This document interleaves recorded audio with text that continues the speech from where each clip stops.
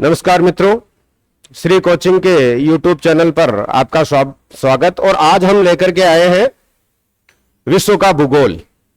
और भूगोल को हम मानचित्रों के माध्यम से समझेंगे, क्योंकि सामान्य ज्ञान में भूगोल का बहुत बड़ा महत्व होता है और भूगोल को जितना आसानी से मानचित्र के माध्यम से समझा जाता है उसके लिए और कोई तरीका नहीं है। तो सबसे पहले हम देखेंगे विश्व के महाद्वीपों और महासागरों के बारे में जानकारी दी जाएगी। सबसे पहले ये जो मैप आपको दिखाई दे रहा है ये संसार का मानचित्र है, ये वर्ल्ड मैप है और इसमें दुनिया के सभी महाद्वीप दर्शाए गए हैं और महासागर है। कौन सा महाद्वीप कहां पर है एक बार मैं बता देता हूं और उसके बाद में एक एक महाद्वीप के हिसाब से अपन आगे की जानकारियां प्राप्त करेंगे। सबसे पहले दुनिया का जो सबसे बड़ा महाद्वीप है वो है एशिया। सबसे बड़ा महाद्वीप कौन सा है? एशिया महाद्वीप। और ये एशिया महाद्वीप है, यहां ये दुनिया का सबसे बड़ा महाद्वीप है, एशिया महाद्वीप। दूसरे नंबर पर जो दुनिया का दूसरा सबसे बड़ा महाद्वीप है वो कौन सा है? अफ्रीका। और ये यहां पर है अफ्रीका। ये दुनिया का दूसरा सबसे बड़ा महाद्वीप है। दुनिया का तीसरा, क्षेत्रफल के हिसाब से बता रहा हूं मैं, दुनिया का तीसरा जो सबसे बड़ा महाद्वीप है वो नॉर्थ अमेरिका है, यानी उत्तरी अमेरिका, जो कि ये यहां पर है। ये उत्तरी अमेरिका महाद्वीप है। ध्यान रहे, उत्तरी अमेरिका एक महाद्वीप है और संयुक्त राज्य अमेरिका उत्तरी अमेरिका महाद्वीप में स्थित एक देश है। इसलिए संयुक्त राज्य अमेरिका और अमेरिका का मतलब कभी भी एक नहीं होता है। उत्तरी अमेरिका महाद्वीप में संयुक्त राज्य अमेरिका के अलावा कनाडा, मेक्सिको, ग्वाटेमाला और पनामा जैसे और भी देश है। दुनिया का चौथा जो सबसे बड़ा महाद्वीप है वो है दक्षिणी अमेरिका, जो कि उत्तरी अमेरिका के ठीक दक्षिण में दक्षिण अमेरिका है। दुनिया का पांचवा जो महाद्वीप है क्षेत्रफल की दृष्टि से वो यहां इस दक्षिणी ध्रुव पर अंटार्कटिका महाद्वीप है।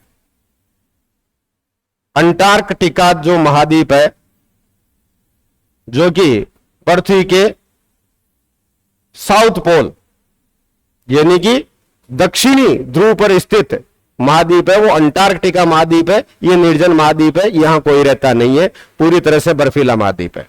और छठा जो क्षेत्रफल की दृष्टि से दुनिया का सबसे बड़ा महाद्वीप है वो यूरोप, और यूरोप यहां पर है। यूरोप और एशिया ये दोनों जुड़े हुए हैं। बाकी सारे महाद्वीप जो है अलग अलग है पानी से, लेकिन एशिया और यूरोप दोनों जुड़े हुए हैं, इसलिए इनको संयुक्त रूप से यूरेशिया कहा जाता है। संयुक्त रूप से ये यूरेशिया कहलाता है, यहां से लेके और यहां तक, यानी कि यहां स्पेन, पुर्तगाल से लेके और साइबेरिया तक का ये पूरा का पूरा जो महाद्वीप है यूरेशिया कहलाता है। इसका ये पश्चिम वाला भाग यूरोप और पूर्वी भाग एशिया है। और दुनिया का सातवां और सबसे छोटा महाद्वीप जो है वो ऑस्ट्रेलिया है। एक देश एक महाद्वीप, ये यहां पर दक्षिण में है। तो ये इस तरह से 7 महाद्वीप है दुनिया में और ये पानी से अलग हो रखे हैं। सबसे बड़ा जो महासागर है वो प्रशांत महासागर है, पैसिफिक ओशियन। ये प्रशांत महासागर है जो कि इधर एशिया और ऑस्ट्रेलिया महाद्वीप और इधर दोनों अमेरिकी महाद्वीपों के बीच में है, यानी कि दुनिया गोल है। और ये जो हिस्सा है इस हिस्से के सबसे नजदीक है। जब अगर हम इसको रोल करें या गोल करें तो सबसे नजदीक वाला हिस्सा ये आएगा। तो दोनों तरफ प्रशांत महासागर लिखने का मतलब ये है कि जो पृथ्वी का घेरा है उसमें ये प्रशांत महासागर यहां रूस से लेकर के और नॉर्थ अमेरिका और इधर दक्षिणी अमेरिका से लेकर के ऑस्ट्रेलिया तक ये फैला हुआ महासागर है। तो दोनों और हम प्रशांत महासागर लिखेंगे। ये प्रशांत महासागर या पैसिफिक ओशियन दुनिया का सबसे बड़ा महासागर है। इसके बारे में फिर हम आगे चर्चा करेंगे। ये जो महासागर है, यूरोप, अफ्रीका इस तरफ और नॉर्थ और साउथ अमेरिका इस तरफ। तो यूरोप के और नॉर्थ अमेरिका के, अफ्रीका के, साउथ अमेरिका के बीच में ये जो महासागर आपको दिखाई दे रहा है, ये पानी है। तो ये जो महासागर है, ये महासागर अटलांटिक महासागर के नाम से जाना जाता है। अटलांटिक महासागर है ये, अटलांटिक महासागर। और इस तरह से ये अटलांटिक महासागर यहां से लेकर के, उत्तर से लेकर के दक्षिण तक फैला हुआ महासागर है। और अफ्रीका को दक्षिण अमेरिका से, यूरोप को उत्तरी अमेरिका से अलग करता है। दुनिया का दूसरा सबसे बड़ा महासागर, यानी प्रशांत महासागर के बाद में यह महासागर है आकार में। तीसरा जो महासागर है वो हिंद महासागर है। इसे इंडियन ओशियन कहा जाता है, एक देश के नाम पर, हिंदुस्तान के नाम पर। यह हिंद महासागर है। यह जो महासागर है ये खास तौर से दक्षिणी गोलार्ध में ही फैला हुआ है, उत्तरी गोलार्ध में बहुत कम हिस्सा है इसका। और चौथा जो महासागर है वो आर्कटिक महासागर है। आर्कटिक महासागर जो कि उत्तरी ध्रुव के चारों ओर है, इसे उत्तरी ध्रुव महासागर भी कहते हैं, इसे आर्कटिक महासागर भी कहते हैं। तीन नाम सिमिलर से हैं, अंटार्कटिका, अटलांटिक और आर्कटिक। आर्कटिक का मतलब यहां उत्तरी ध्रुव महासागर से है, अंटार्कटिका का मतलब यहां पर दुनिया के 5वें सबसे बड़े महाद्वीप से है, और अटलांटिक महासागर, इसे अंध महासागर भी कहा जाता है। अटलांटिक महासागर को अंध महासागर भी कहा जाता है। तो ये दुनिया के 7 महाद्वीप, और ये महासागर 5वां महासागर जो माना जाता है वो इस अंटार्कटिका महाद्वीप के चारों ओर जो महासागर है, इसे दक्षिणी ध्रुव महासागर के नाम से जाना जाता है। इसे दक्षिणी ध्रुव महासागर के नाम से जाना जाता है। तो इस तरह से ये 5 महासागर हो जाते हैं। हालांकि ये जो 5वां महासागर हम मानते हैं, ये असल में अटलांटिक, हिंद और पैसिफिक सागर का ही पानी है। मूलतः ये 4 महासागर होते हैं, प्रशांत, अटलांटिक, हिंद और आर्कटिक। तो ये 7 महाद्वीपों के बारे में और इन महासागरों के बारे में अपन डिटेल से पढ़ेंगे। इसके लिए अपन शुरुआत करते हैं एशिया महाद्वीप से। सबसे पहले अपन शुरुआत करेंगे एशिया महाद्वीप से।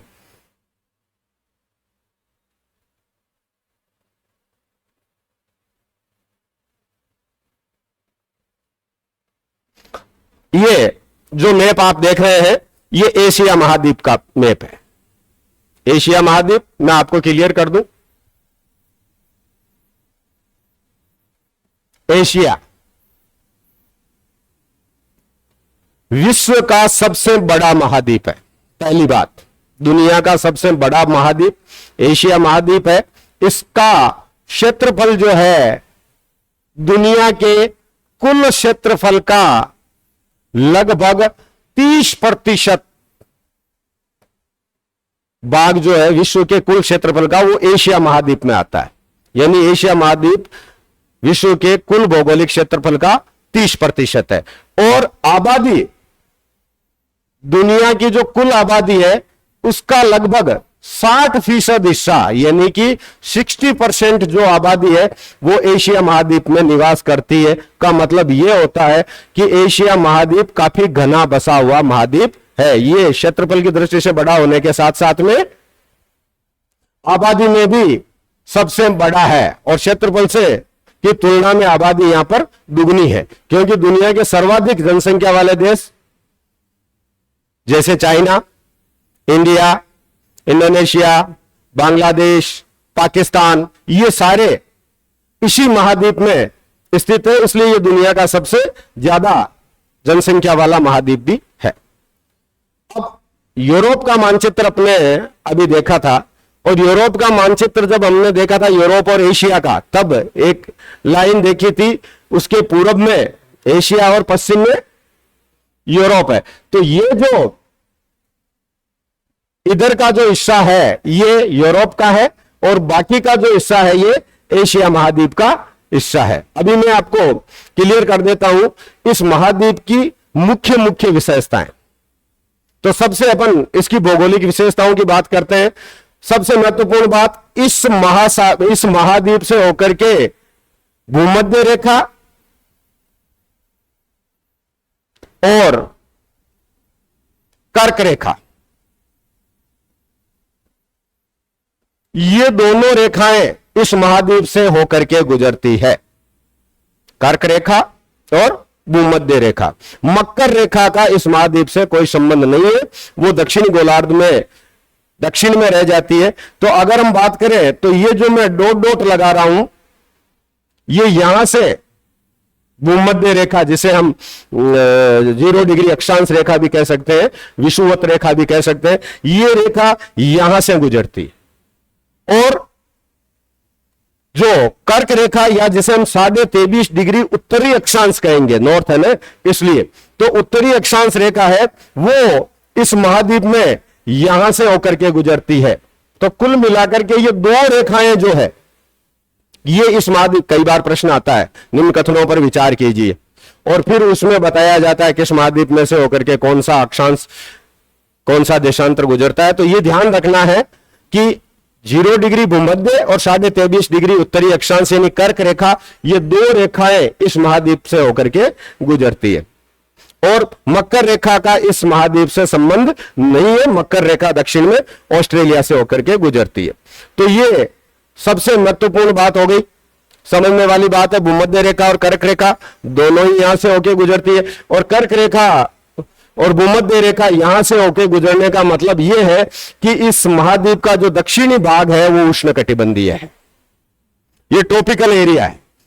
देखो, ये उष्णकटिबंधीय और इसके उत्तर में उपोष्णकटिबंधीय, यानी कि एशिया महाद्वीप उष्णकटिबंध भी है, उपोष्णकटिबंध भी है, और नॉर्थ में ये शीतोष्ण और शीत कटिबंध भी है। यानी कि अगर हम बात करें तो ये जो जगह है यहां जो आपको दिखाई दे रही है, ये वाली जगह, ये असल में ये जो आपको द्वीप दिखाई दे रहा है ये पापुआ न्यूगिनी द्वीप कहलाता है।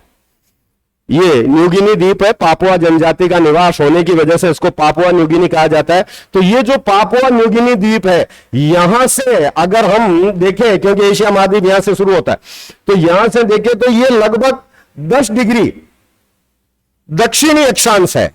10 डिग्री दक्षिणी, साउथ 10 डिग्री दक्षिणी अक्षांश, और भूमध्य रेखा इसके 10 डिग्री उत्तर में रह जाती है। यहां से लेकर के और वापस हम अगर यहां रशिया वाला भाग देखें उत्तर में, तो ये 80 डिग्री नॉर्थ है, यानी कि 10 डिग्री दक्षिण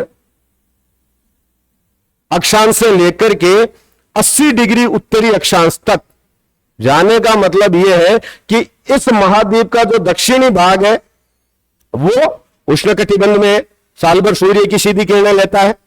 उसके बाद वाला भाग शीतोष्ण कटिबंध में है, और सबसे उत्तर वाला भाग, क्योंकि 66 डिग्री के बाद का जो उत्तर का भाग है वो शीत कटिबंध में आ जाता है, तो इसका जो सबसे उत्तर वाला भाग है ये शीत कटिबंध में है। यानी कि इस महाद्वीप में सर्दी, गर्मी, ऋतु परिवर्तन सारी चीजें होती है। अब बात करें इसके भूगोल की, कि इसका भूगोल कैसा है। तो इसके भूगोल की जब हम बात करते हैं तो इस महाद्वीप में सबसे पहले अपन बात करते हैं माउंटेन्स, पहाड़ों की। दुनिया की सबसे ऊंची पर्वतमाला, दुनिया की जो सबसे ऊंची पर्वतमाला है वो हिमालय पर्वतमाला है। कौन सी पर्वतमाला है? हिमालय पर्वतमाला है। मैं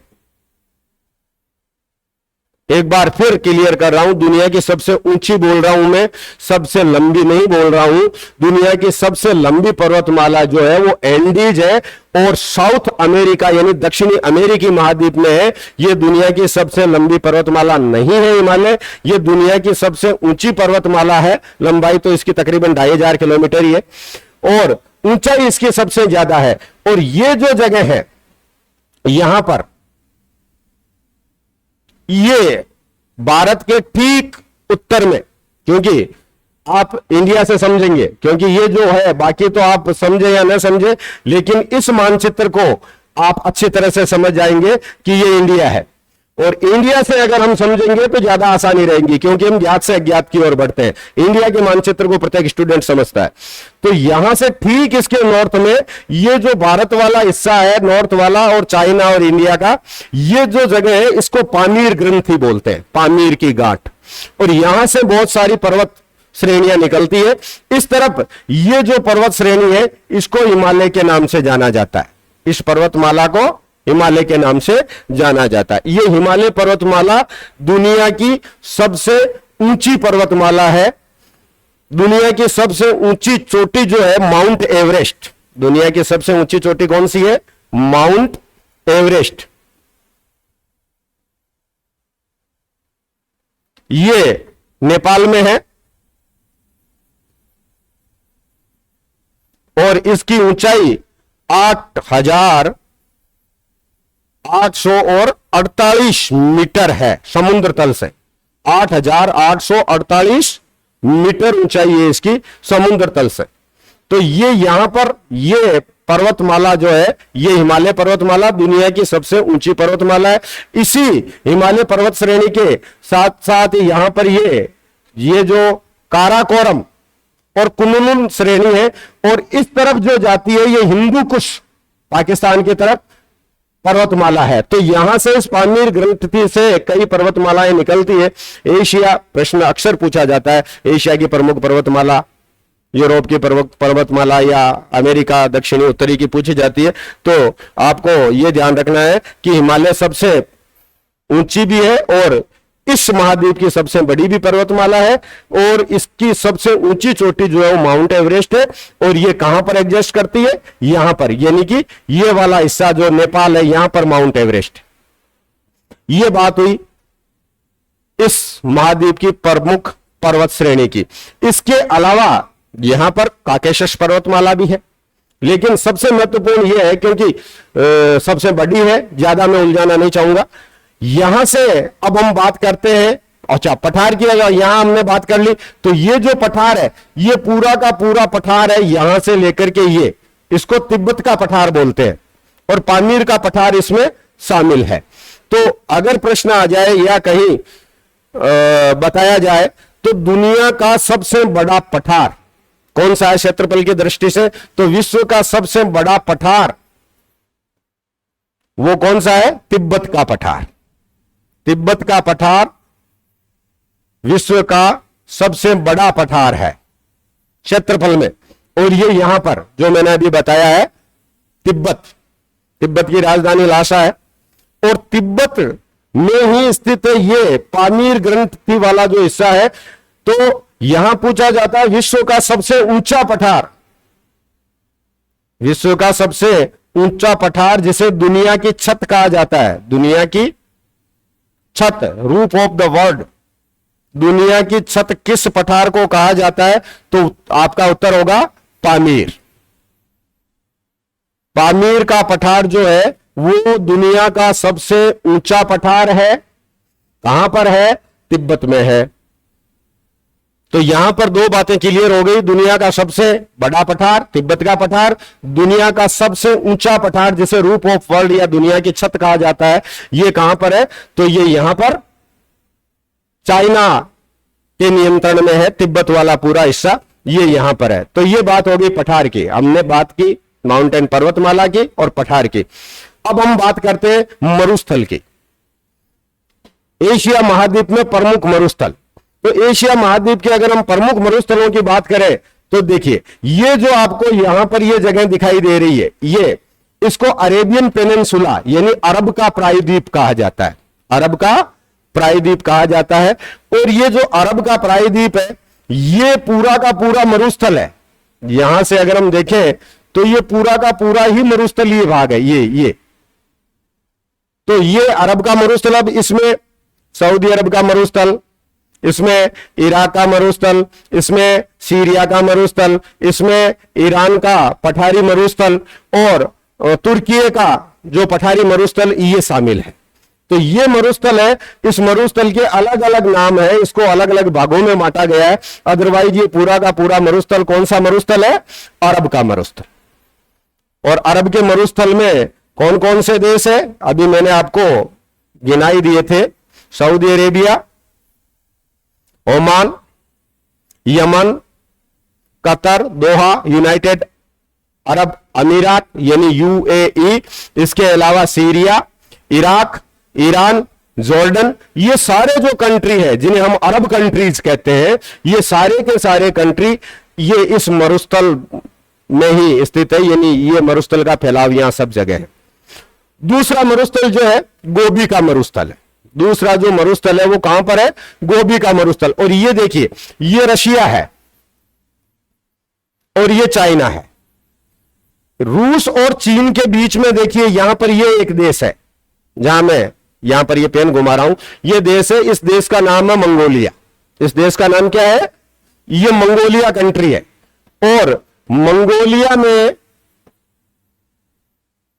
जो मरुस्थल है उस मरुस्थल का नाम है गोबी का मरुस्थल। कौन सा मरुस्थल है? गोबी का मरुस्थल।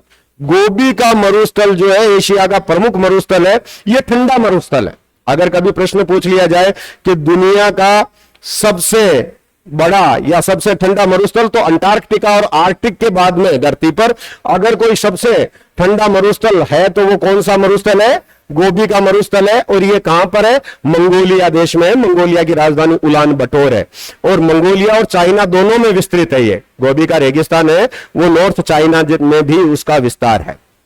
दूसरा मरुस्थल।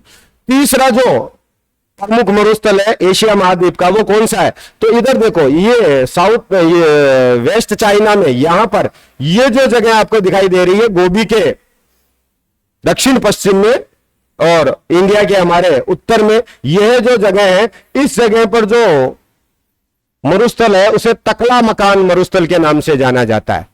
तकला मकान। और यह मरुस्थल कहां पर है? चाइना में। चीन का मरुस्थल तकला मकान का मरुस्थल।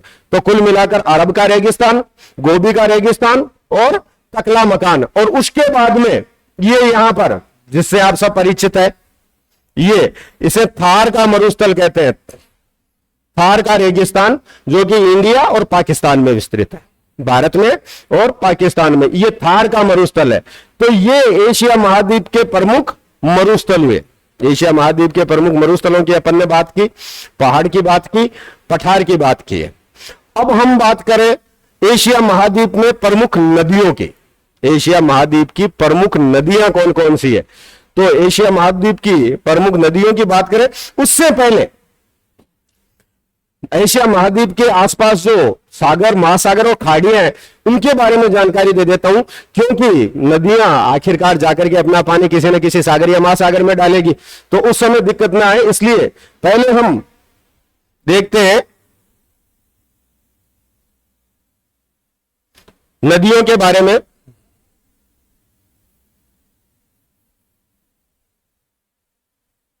बात हो गई, नदियों के बारे में अपन बात करें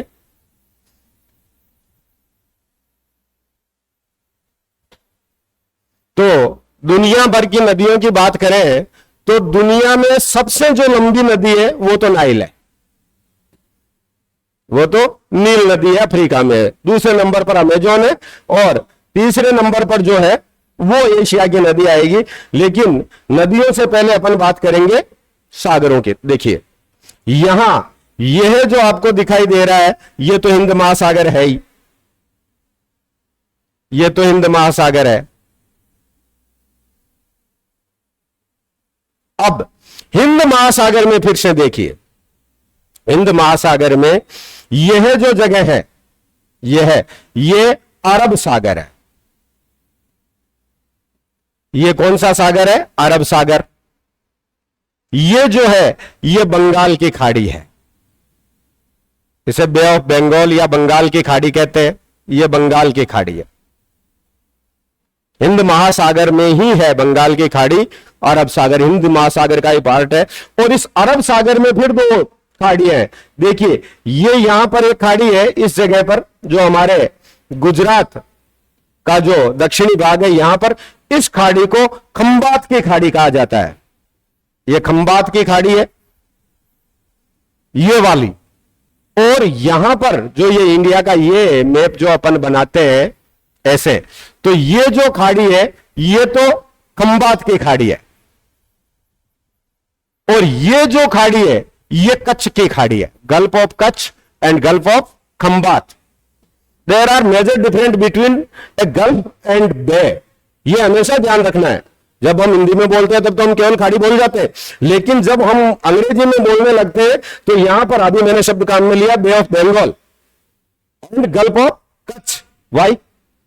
गल्फ ऑफ कच्छ और बे ऑफ बंगाल, तो इसमें कोई फर्क रहेगा? यस, बहुत बड़ा अंतर होता है। अंतर क्या होता है मैं क्लियर कर दूं पहले। यहां देखिए, कोई भी समुद्र का कोई भी हिस्सा दो ओर से स्थल भाग से गिरा है, दो ओर से, ये देखिए ये, और ये स्थल भाग है दो ओर। तीसरी ओर द्वीप समूह है, टापू ही टापू है। जैसे यहां से अपन देखें तो ये मलेशिया और सिंगापुर और ये इंडोनेशिया के टापू है। पूरब में टापू है, उत्तर और पश्चिम में स्थल भाग है, और दक्षिण में खुला महासागर है। इस प्रकार का जो हिस्सा होता है वो बे कहलाता है। वो क्या कहलाता है? बे। यानी दो ओर स्थल, तीसरी ओर द्वीप समूह की श्रृंखला, चौथा भाग खुले महासागर में, तो हम बे कहेंगे। और अगर पानी स्थल भाग को चीर करके अंदर घुसा हुआ है, यानी कि तीनों ओर स्थल भाग से घिरा हुआ है, कोई भी टापू वाली बात नहीं है, तब हम उसे गल्फ कहेंगे। तब हम उसे क्या कहेंगे? गल्फ। तो gulf of Kutch, gulf of Khambhat, लेकिन बे ऑफ बंगाल। चलो, ये बात क्लियर हुई खाड़ी की। अब यहां देखिए, ये छोटी सी जगह आपको दिखाई दे रही है, ये मानचित्र में शायद आपको दिखाई नहीं दे रही है, मैं यहां पर एक बार क्लियर कर दूं। ये जो अपन यहां से देखते हैं और ये जाकर के हम यहां से, ये जगह आ रही है, ये वाली जगह है, ये जगह जो है, ये यहां पर ये जो ये हिस्सा आ रहा है यहां पर, यहां पर ये ओमान की खाड़ी है। इसे कौन सी खाड़ी बोलते हैं? ओमान की खाड़ी। ओमान कंट्री है और ये ओमान की खाड़ी के नाम से ये जगह जानी जाती है। और इसके अंदर ये जो जगह है, देखिए मैं यहां इसको रेड कर देता हूं, पूरी इस जगह को, ये वाली जगह, हालांकि ये ब्लू होनी चाहिए, लेकिन देखो ये मैंने रेड कर दिया। ये खाड़ी ऐसे है, ये ऐसे है ये खाड़ी। तो यहां से लेकर के यहां तक तो ये ओमान की खाड़ी है, और ये जो हिस्सा बच गया ये वाला, ये इसे गल्फ ऑफ पर्शिया कहते हैं, फारस की खाड़ी। ये किस नाम से जानी जाती है? फारस की खाड़ी के नाम से जानी जाती है। और जब भी हम बात करते हैं खाड़ी पूरी दुनिया में, तो यही खाड़ी है। इसे केवल गल्फ भी कह दे, इसका मतलब गल्फ ऑफ पर्शिया है, केवल गल्फ। और इसके नाम से ही इसके आसपास के जो ये देश है जितने भी यहां पर है, चाहे ईरान है, चाहे इराक है, चाहे कुवैत है, चाहे यूएई है, चाहे बहरीन है, चाहे कतार है, चाहे ओमान है, इन सबको किस नाम से जाना जाता है? गल्फ कंट्रीज, खाड़ी देश। तो जब भी हम खाड़ी देशों की बात करते हैं का मतलब है गल्फ ऑफ पर्शिया के चारों ओर जो बसे हुए देश है वो गल्फ कंट्रीज कहलाते हैं, खाड़ी देश कहलाते हैं। तो ये एशिया महाद्वीप की ही नहीं, पूरी दुनिया की प्रमुख खाड़ी है। और ये कौन सी खाड़ी है? फारस की खाड़ी, गल्फ ऑफ पर्शिया।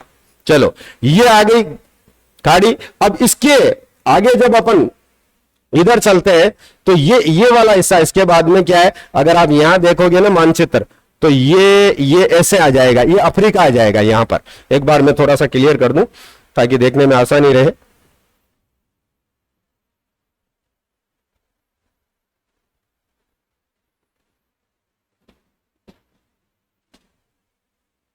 यहां ये है, ये आपको जो दिखाई दे रहा है, ये यहां पर ये ऐसे आ जाएगा, और ये हॉर्न ऑफ अफ्रीका, अफ्रीका ये ऐसे। अगर हम आगे चले तो ये अफ्रीका महाद्वीप आ जाता है, इसलिए इसको यहां पर मानचित्र में छोड़ दिया गया। यहां पर ये जो खाड़ी है ये अदन की खाड़ी कहलाती है। अफ्रीका और एशिया के बीच में यह है अदन की खाड़ी है। और ये वाला जो हिस्सा है इसे मैं लाल में लिख देता हूं, ये लाल सागर है, रेड सी। एशिया को अफ्रीका से पृथक करता लाल सागर, और ये अदन की खाड़ी।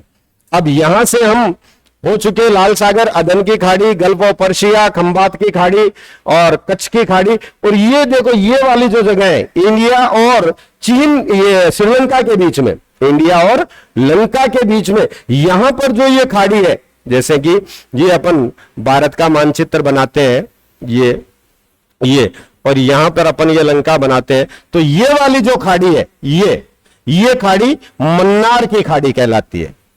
इस खाड़ी का नाम क्या है? मन्नार की खाड़ी। तो ये आ गई यहां पर मन्नार की खाड़ी। और उसके बाद में बंगाल की खाड़ी अपन पढ़ चुके हैं अभी कि इसके आगे ये बंगाल की खाड़ी है। अब इससे आगे अपन चलते हैं तो यहां देखिए ये जो आपको जगह दिख रही है ये जापान है। देखिए यह जो है यह जापान है और ये चाइना है। तो ये चीन और जापान, इन दोनों के बीच में यह वाली जगह है, ये पूरा का पूरा ये सागर ही है, ये सागर, इससे जापान सागर के नाम से जाना जाता है। ये कौन सा सागर है? जापान सागर। ये और इसके बाद में यहां पर जो ये हिस्सा दिख रहा है ये वाला, ये इसको मैं फिर लाल कर रहा हूं, ये वाला जो है इसे पीला सागर कहते हैं, येलो सी, ये पीला सागर है। और इसके बाद में यह वाला जो हिस्सा है ये ताइवान है। और यहां पर ये जो हिस्सा है इसे पूर्वी चीन सागर कहते हैं। ये जो जगह है पूर्वी चीन सागर, पूर्वी चाइना सी। और ये जो जगह है जो ये फिलीपींस और वियतनाम के बीच में, ये वियतनाम है और ये फिलीपींस है। यहां पर यह वाली जो जगह है ये, यहां पर देखो मैंने गहरा लाल किया है, ये जगह ये साउथ चाइना सी कहलाता है, दक्षिणी चीन सागर, दक्षिणी चीन सागर, ये दक्षिणी चीन सागर है। इसको लेकर के चाइना में और इन पड़ोसी देशों में काफी हमेशा विवाद भी चलता है। तो ये दक्षिणी चीन सागर है। अब क्लियर हो गया। यहां से ये चाइना, साउथ चाइना सी और ईस्ट चाइना सी, येलो सी, जापान सागर। और ये जो जगह दिखाई दे रही है ये साइबेरिया के ठीक पूर्व में, ये इसको ओखोटस्क सागर कहते हैं, ओखोटस्क सागर। तो ये ओखोटस्क सागर है। यहां पर ये हो गए प्रमुख जिले। और सागरों की बात करें अपन, अगर इसके अपने महाद्वीप के और महासागर के बीच में जो मुख्य मुख्य सागर है इनकी चर्चा कर रहे हैं अपन। और यहां से फिर ये पूरा का पूरा ये आर्कटिक महासागर आ जाएगा। यहां पर तो आर्कटिक महासागर है, ये आर्कटिक महासागर है पूरा। और यहां पर ये जो आपको जगह दिखाई दे रही है, देखिए ये कोई देश नहीं है, ये मैं इसको कर देता हूं थोड़ा सा रेड। ये वाली जगह जो है ये आपको दिखाई दे रही है, ये वाली जगह, ये असल में कैस्पियन सागर झील है। कैस्पियन सागर, दुनिया की सबसे बड़ी झील जो है वो कैस्पियन सागर है। ये यहां पर कैस्पियन सागर झील है। और यहां पर ये छोटा सा अरल सागर है जिसे हम अरल सागर के नाम से जानते हैं। तो अरल सागर और ये कैस्पियन सागर, ये कैस्पियन सागर झील यहीं पर है जो यहां इससे ईरान से लगी हुई है। ये वाली जगह जो है ये ईरान कंट्री है ये। तो ईरान और इधर से फिर ये इधर तो ये जॉर्जिया और छोटे छोटे देश है। और यहां पर ये उज्बेकिस्तान, ताजिकिस्तान, कजाकिस्तान, किर्गिस्तान, ये देश आ जाते हैं। तो ये कैस्पियन सागर झील और ये छोटी सी अरल सागर के नाम से जाने वाला एक सागर है। यहां पर ये जो रशिया है, इस रशिया में यहां पर दिखाया नहीं गया है, ये यहां पर एक झील है रूस में। इस झील का नाम बेकाल झील है, बेकाल झील। ये बेकाल झील है, ये दुनिया की सबसे गहरी झील है जी। दुनिया की सबसे गहरी झील एशिया महाद्वीप में बेकाल झील है जो कि रूस देश में है, स्थित है। और ये जो कैस्पियन सागर है ये दुनिया की सबसे बड़ी झील है। ये एशिया और यूरोप के बॉर्डर पर, यानी कैस्पियन सागर के इस तरफ एशिया और इस तरफ यूरोप, और यहीं से ये एशिया और यूरोप की सीमा बनाती हुई इसमें गिरने वाली दो नदियां हैं, एक का नाम तो वोल्गा है और दूसरी का नाम यूराल रिवर है। यूराल एंड वोल्गा, ये रिवर जो है ये एशिया और यूरोप के बीच में सीमा बनाती है। यूराल पर्वतमाला, यूराल नदी, कैस्पियन सागर झील, इनके पूरब में एशिया और उनके पश्चिम में यूरोप महाद्वीप है। चलो, तो ये अपन ने झीलों और सागरों के बारे में बात कर ली, क्योंकि अभी जब मैं नदियां बताऊंगा तो कौन सी नदी किस सागर में जाकर के गिरती है, इसलिए ये बताया। अब हम नदियों के बारे में जानकारी प्राप्त करते हैं।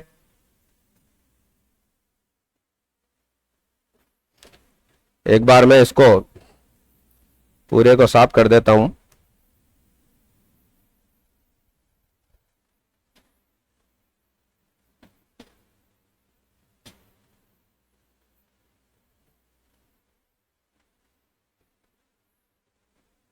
देखिए, अब अपन नदियों की बात करते हैं। एशिया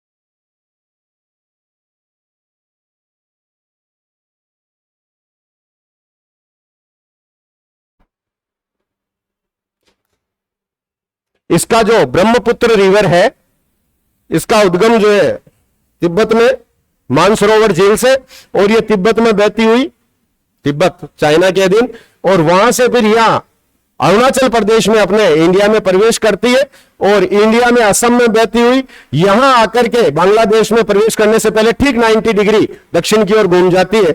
और इधर से एक नदी जो हमारे भारत में की सबसे बड़ी नदी है वो गंगा है, वो गंगा नदी इधर से निकल करके आती है और इस दो धाराओं में बढ़ जाती है। एक तो हुगली के नाम से पश्चिम बंगाल में चली जाती है, और दूसरी धारा है वो जमुना के नाम से जाकर के ब्रह्मपुत्र से मिल जाती है। ये जो दूसरी जो धारा है इसका मिलन ब्रह्मपुत्र से होता है और इस तरह से गंगा और ब्रह्मपुत्र दोनों नदियां मिलकर के और अपना पानी ले जाकर के बंगाल की खाड़ी में डालती है। तो यहां देखिए दो नदियों की चर्चा हो गई है।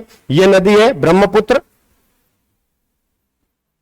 और यह नदी है गंगा, और गंगा की सहायक इसी की पड़ोसी यमुना। तो गंगा, यमुना और ब्रह्मपुत्र प्रमुख नदियां हैं। ब्रह्मपुत्र नदी के बारे में दो तीन तथ्य इंपॉर्टेंट है, वो बता देता हूं। सबसे महत्वपूर्ण बात तो यह है कि यह नदी विश्व का सबसे बड़ा नदीय द्वीप बनाती है। विश्व का सबसे बड़ा नदीय द्वीप, देखिए आइलैंड जो होते हैं वो महासागरों में और सागरों में होते हैं, लेकिन अगर नदी की धारा दो धाराओं में बट गई और आगे जाकर के वापस एक हो गई तो उसके बीच में एक टापू या द्वीप, आइलैंड बन जाता है, उसको नदीय द्वीप कहते हैं। दुनिया का सबसे बड़ा नदीय द्वीप माजुली या माजुली द्वीप है, ये है। और ये कहां पर है? हमारे ही देश में, असम में है, ब्रह्मपुत्र नदी बनाती है। तो दुनिया का सबसे बड़ा नदीय द्वीप कौन सा है, ये प्रश्न आए तो माजुली द्वीप कौन सी नदी बनाती है? ब्रह्मपुत्र बनाती है। कहां पर है? इंडिया में है, ये यहां पर है, ये माजुली द्वीप। तो ये ब्रह्मपुत्र नदी हो गई। इसके अलावा यहां से एक नदी, देखिए मानसरोवर से ही एक नदी और निकलती है, मानसरोवर के पास से, तिब्बत से, लेकिन वो पश्चिम की ओर बहती है। ये यहां से ही निकलेगी, ये पश्चिम की ओर थोड़ी दूर इंडिया में बहने के बाद पाकिस्तान में, और यहां पर चूंकि आगे मैंने आपको बताया था कि हिंदुकुश पर्वत श्रृंखलाएं हैं, इसलिए ये वापस इधर घूम जाती है और ये घूम करके और यहां पर ये माकरान तट पर यहां अरब सागर में अपना पानी ला करके डालती है। यह है कौन सी नदी है? इंडस, सिंधु नदी, जो कि पाकिस्तान की प्रमुख नदी है। और इन्हीं में भारत की 5 नदियों का, पंचनद का पानी जो पंजाब की झेलम, चिनाब, रावी, सतलुज और व्यास है, इसका पानी इसी सिंधु नदी में जाकर के यहां से मिलता है और ये अपना पानी ला करके अरब सागर में डाल देती है। ये तट मकरान तट के नाम से जाना जाता है, मकरान समुद्र तट है। ये प्रमुख नदियां हो गई यहां की। एक एशिया की, पूर्वी एशिया की जो सबसे महत्वपूर्ण नदी है, वो नदी है वो मेकंग रिवर है। और ये कहां पर बहती है? यहां पर चाइना से आती, और ये जो म्यांमार और कंबोडिया है, यहां पर बहने वाली एक नदी है, इसका नाम है मेकंग।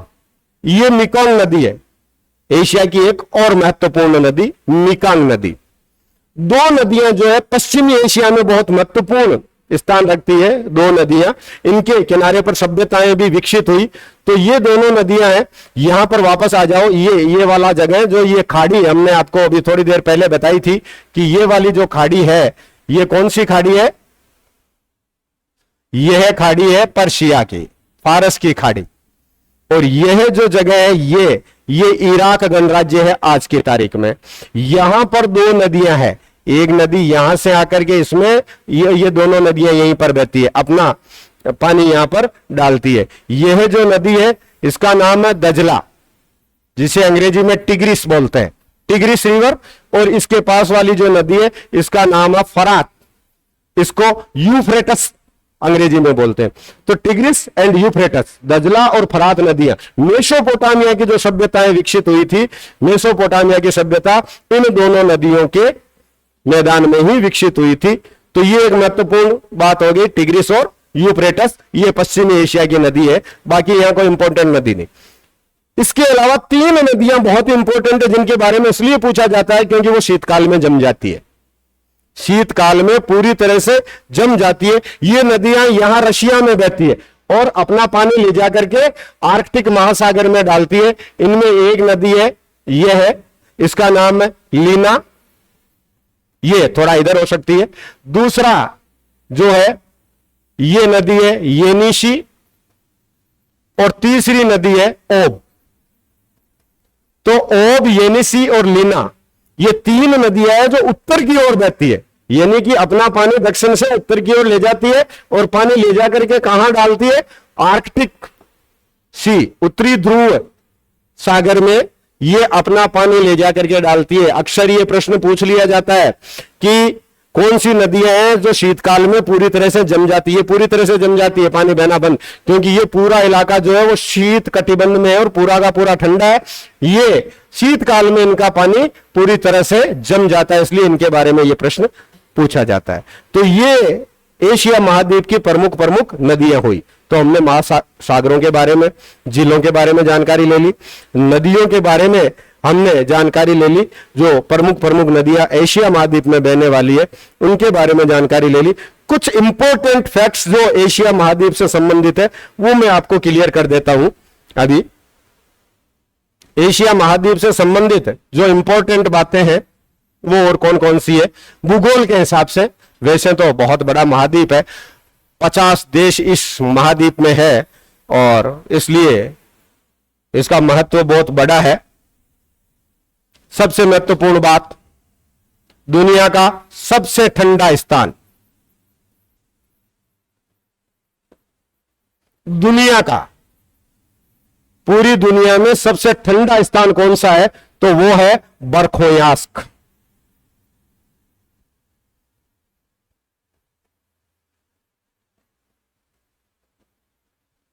बरखोयास्क कहां पर है? ये रूस में है। बरखोयास्क कहां पर है? रूस में। दुनिया का सबसे ठंडा स्थान। यहां पर पारा चला जाता है सर्दियों में -67 से भी नीचे। -0 तो हमेशा ही रहता है, लेकिन सर्दियों में जब उत्तरी गोलार्ध में सर्दियां होती है तब इसका पारा चला जाता है -67 डिग्री तक। अब दुनिया का सबसे गर्म स्थान तो अफ्रीका महाद्वीप में है, लीबिया कंट्री में, अल अजीजिया। लेकिन दुनिया का दूसरा सबसे गर्म स्थान, दूसरा सबसे गर्म स्थान, देखिए मैं फिर क्लियर कर रहा हूं कि दुनिया का जो सबसे गर्म स्थान है वो अल अजीजिया लीबिया में है, लेकिन दूसरा जो सबसे गर्म स्थान है वो है जेकोबाबाद। जेकोबाबाद, और ये कहां पर है? जेकोबाबाद पाकिस्तान में है। जेकोबाबाद पाकिस्तान में है। 1922 में यहां पर अधिकतम तापमान 56 डिग्री अंकित किया गया है। 56 डिग्री तापमान यहां पहुंचा है जेकोबाबाद पाकिस्तान में, दुनिया का दूसरा सबसे गर्म स्थान। ठंडा गर्म आ गई बात। तीसरी महत्वपूर्ण बात, दुनिया में सबसे ज्यादा वर्षा वाला स्थान, ये लो साहब यहां पर इंडिया में दुनिया में सबसे ज्यादा बारिश किस जगह पर होती है? तो ये यहां पर होती है। सर्वाधिक वर्षा वाला स्थान ये मौसिनराम नाम है इस जगह का। मौसिनराम चेरापूंजी के पास भारत के मेघालय स्टेट में है। भारत के मेघालय में दुनिया का सबसे अधिक वर्षा वाला स्थान है मौसिनराम है।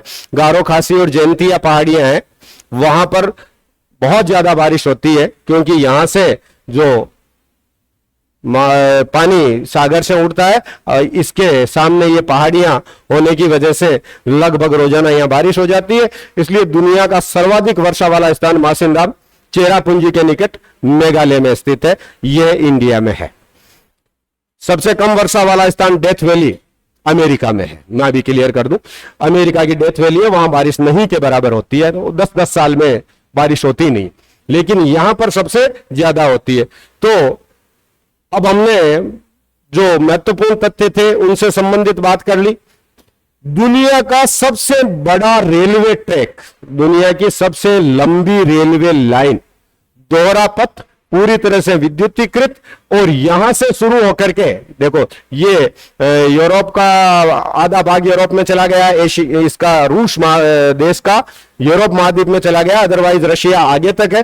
तो ये यहां से ये यहां तक जाता है जी, यानी कि आधी धरती पर ये रेलवे लाइन है, इसका नाम है trans Siberian rail line. Trans Siberian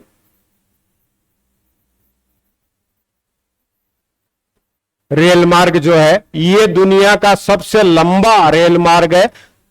9,000 kilometre से भी ज्यादा लंबा रेल मार्ग है, ये दोहरा है। और कहां से शुरू होता है? ये यहां पर सेंट पीटर्सबर्ग से शुरू होता है। यहां से कौन सी जगह से शुरू होता है? Saint Petersburg. और ये सेंट पीटर्सबर्ग लेनिनग्राद जो है मॉस्को के पास में है और यूरोप में स्थित है। एशिया रूस का जो पश्चिमी हिस्सा है वो यूरोप में है। तो यहां से शुरू होकर के और यहां पर ये खत्म होता है। ये प्रशांत महासागर के तट के ऊपर स्थित है। ये व्लादिवोस्टोक बंदरगाह है। व्लादिवोस्टोक दुनिया का एक महत्वपूर्ण बंदरगाह। तो व्लादिवोस्टोक बंदरगाह तक ये सेंट पीटर्सबर्ग से लेकर के व्लादिवोस्टोक बंदरगाह तक दुनिया का जो सबसे लंबा रेल मार्ग है वो ये एशिया महाद्वीप में ही स्थित है। ये बात क्लियर हो गई। सबसे गहरी झील मैंने आपको पहले अभी बता दी थी कि रशिया में स्थित बेकाल झील दुनिया की सबसे गहरी झील है। अब एक झील के बारे में जानकारी देना और जरूरी समझता हूं मैं यहां पर। और ये झील जो है यहां पर है जी, ये पॉइंट देखना।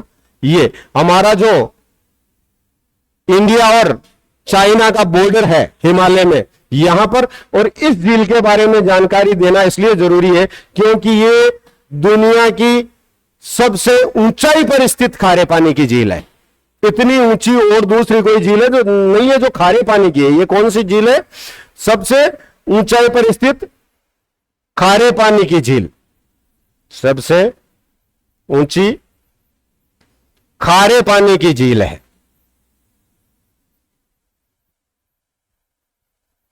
और इस झील का नाम है पेंगोंग लेक।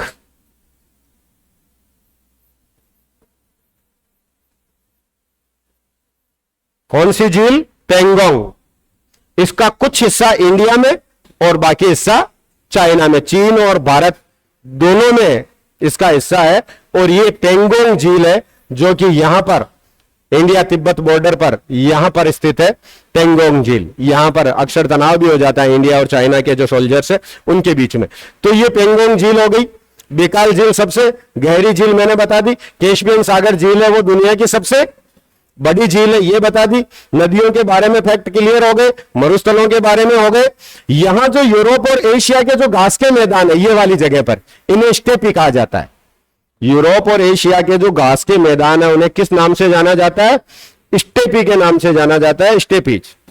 जब कभी भी आपसे पूछा जाए कि एशिया महाद्वीप का सबसे बड़ा देश कौन सा है तो ध्यान रहे, हालांकि रूस का क्षेत्रफल एशिया में ज्यादा है, लेकिन चूंकि रूस को यूरोप का देश गिना जाता है, capital city of Russia Moscow जो है वो यूरोप में स्थित है, जो यहां पर है। इसलिए इसको यूरोप के देशों में अगर हम काउंट करें रशिया को तो दुनिया एशिया महाद्वीप का सबसे बड़ा देश हो गया चाइना। रूस के बाद चीन है, आबादी में भी क्षेत्रफल में भी। दुनिया का लगभग 21% क्षेत्रफल लेता है चीन, भारत 7%, भारत से 3 गुना बड़ा है। हालांकि आबादी के मामले में दोनों लगभग बराबर है, लेकिन क्षेत्रफल के मामले में चीन से 3 गुना छोटा है हमारा इंडिया जो है वो। तो ये हो गया। और अगर कभी आपसे कोई पूछ ले कि एशिया महाद्वीप का सबसे छोटा देश कौन सा, तो यस, एशिया महाद्वीप का छोटा देश जो है वो यहां पर है मालदीव, जो कि प्रवाल द्वीपों से निर्मित एक छोटा सा देश है। यह है यहां पर मालदीव। ये दुनिया का सबसे छोटा देश है, 5 5.5 लाख की आबादी और बहुत ही कम क्षेत्रफल, क्योंकि द्वीपीय देश है। तो इस तरह से हमने केवल जो ज्योग्राफिकल फीचर्स थे उनके बारे में ही जानकारी प्राप्त की है, नदियों के बारे में, मरुस्थल के बारे में, पहाड़ों के बारे में, और इसके अलावा भी एशिया महाद्वीप के बारे में बहुत सारी जानकारी है। अगले चैप्टर में हम आपको एशिया महाद्वीप के प्रमुख देशों के बारे में जानकारी देंगे, जिससे कि ये ज्ञान बढ़ जाएगा कि कौन सा सागर, कौन सी खाड़ी किस देश के आसपास में स्थित है। आज के लिए काफी है। धन्यवाद। जय हिंद।